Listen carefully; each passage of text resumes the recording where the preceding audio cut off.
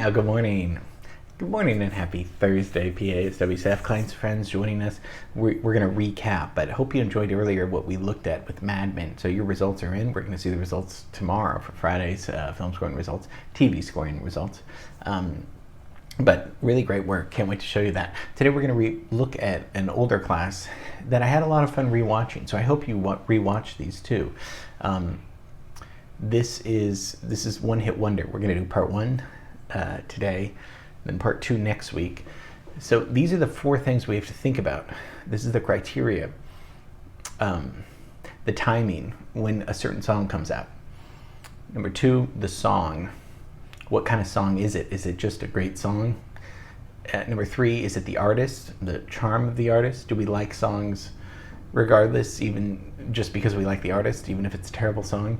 Number four, is it the instrumentation of a song that makes it a hit song? If you have all of those things, it's going to be a hit song. But these are philosophical questions, criteria that we're bringing up. So when we look at part one, think of those four things: the timing, the song, the artist, the instrumentation. Not all four have to line up. Sometimes only just one of those. And we're going to take a look at some of those. Okay, so let's re-look at One Hit Wonders. Rocks in the treetop all day long, hopping and a bopping and a singing his song. All the little birds on Jaybird Street love to hear the robin go tweet, tweet, tweet. Rockin' Robin, tweet, tweet, Rockin' Robin, tweet, tweet. Blow Rockin' Robin, 'cause we're really gonna rock tonight. Super fun song, right? That's Rockin' Robin, and that was recorded by Bobby Day.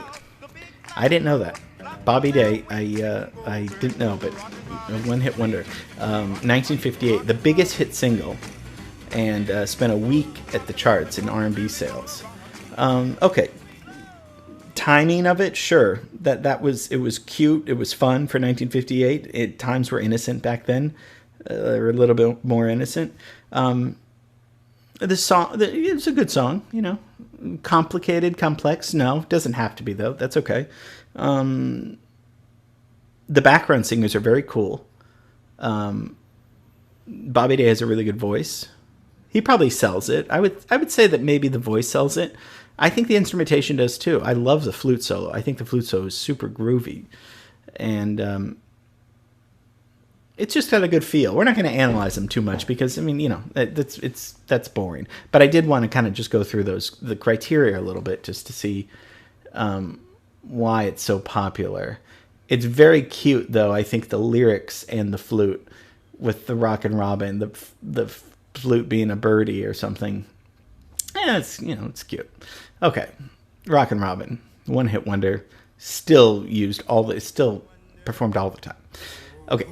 We got a lot of work to cover, so let's go right on to the next one. See if you've heard of this song. Tell me, who wrote the book of love?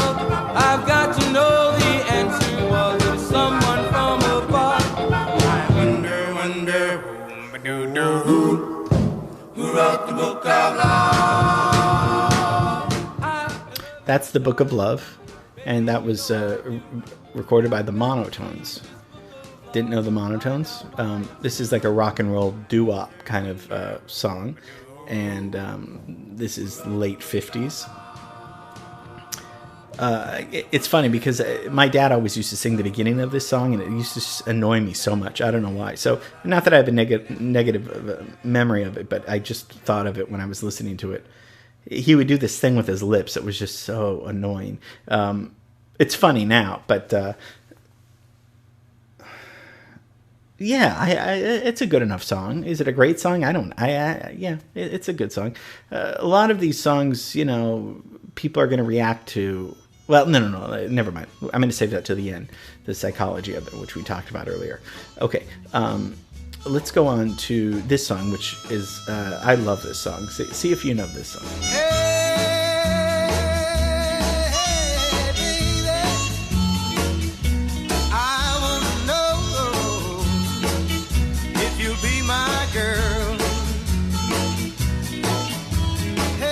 So that's Hey Baby by Bruce Chanel, right? So that's in 1961 that came out. One hit wonder. Still played today in the Dirty Dancing soundtrack, of course. what's interesting about this song is that it features the harmonica.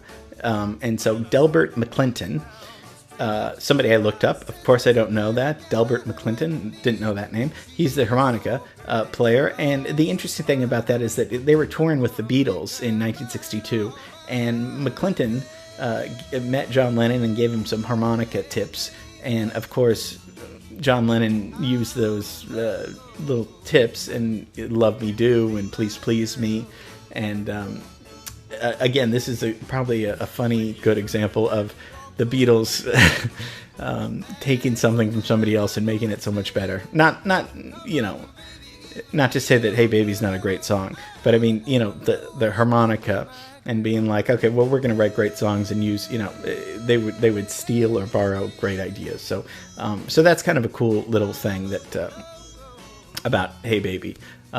Great song. I love that song. I want to know if you'll be my girl. The lyrics so lazy though, right? I mean, it's just kind of like, hey baby, I want to know if you be my girl. I mean, it works, but it's kind of a lazy, Why don't you get up and go talk to her? Yeah, it's like I just picture him kind of sitting there. Are you gonna be my girl? If you say yes, then I'll get up from this chair.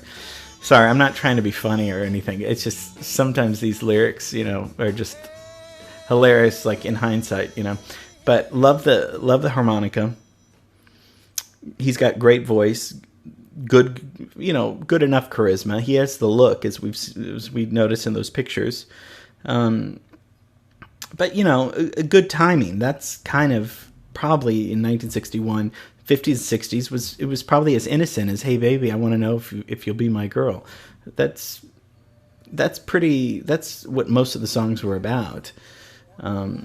Nothing too scandalous there. So okay, let's talk about this song. What do you think about this next one hit wonder? Do you love me? I can really move. Do you love me? I'm in the groove. Do you love me? Do you love me? Now that I can dance. Watch me now. Hey. So that's Do You Love Me, 1962 hit song by the Contours. So now we're getting into Motown music, right? It's a good song. It's recorded and produced, or written and produced by Berry Gordy. That's probably why it's good. But the Contours, this was their big hit. This song's all, played all the time over again. Good, very good timing, because people were doing these dances, mashed potatoes, do the twist. That was perfect timing. That's exactly what the kids were doing in the 60s. So one of the criteria, great timing on that. The song's okay. Got a great beat and rhythm to it. Great energy to it. Nice little opening with the singer. They can sing, really well. Instruments, yeah, sure. Lyrics are funny. I mean, it's ridiculous when you think, do you love me now that I can dance? I don't know. I've never fallen in love with somebody because they can dance, but I know I'm taking these literally sometimes. But the song, it sure does work, doesn't it? So I hope you enjoyed that. We only got through a few. We're going to get some more next week. Of course, this is according to Billboard. So that's because everybody has their own favorite songs, but this is what was number one on the Billboard charts. I was looking at Bobby Day, so with Rockin Robin, he died of cancer in 1990, so he lived till 60, so not that old at all.